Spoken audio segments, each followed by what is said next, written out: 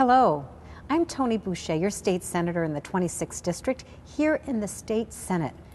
Today we reconvened to hold a joint session of the House and the Senate to hear the governor's annual budget address.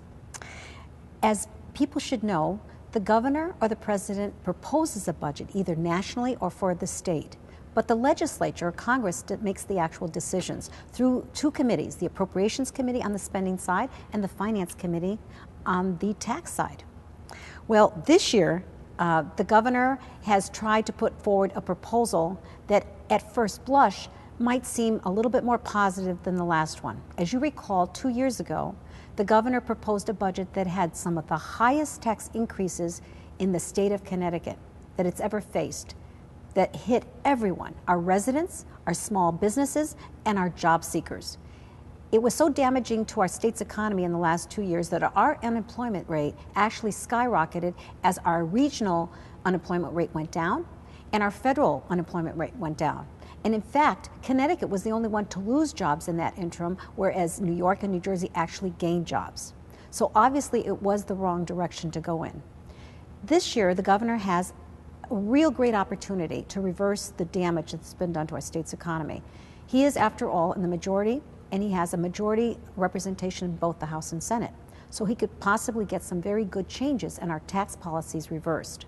There was a small attempt to do that. Some positive parts about this budget was one that actually tried to address something that we have been advocating for a very long time, and that is Connecticut should remove its car as property tax.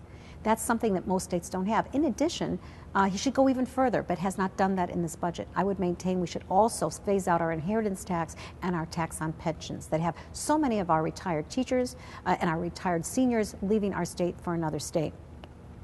In this budget, he mentioned we should be living within our means several times.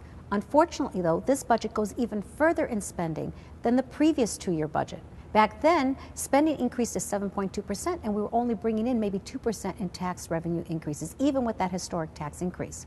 The reason for that is that people leave. Jobs leave. They flee the state, and as a result, sales taxes that were increased went down, and income tax went down as well. However, this two-year budget, though it said we're going to live within our means and we're not going to tax more, actually skyrocketed in spending, nearly 10% higher spending in the next 2 years. And revenues were projected to go up to 6%. Who's going to fill that gap? Unfortunately, they're going the same direction as previous, and that is borrowing more, putting us at crosshairs with our bonding agencies and some of the financial indicators that have put us at the very bottom of our nation, in fact.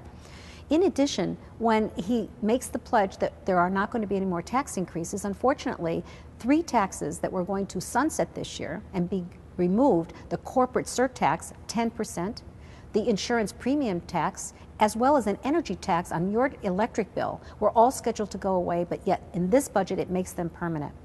There is some reinvestment in educational initiatives, which we all support strongly. However, again, you cannot spend money you don't have. And that is the big concern.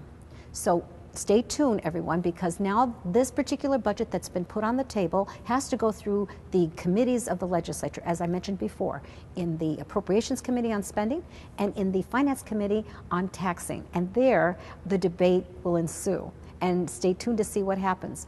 Hopefully, we will consider the public first, and we will consider the lack of job growth that Connecticut has had and the fact that our residents can't afford to continue to live here. When I have my retired teacher or retired custodian tell me they can no longer can retire here, then we have to do something. We have to confront it. It's my hope that we'll do this in a bipartisan way.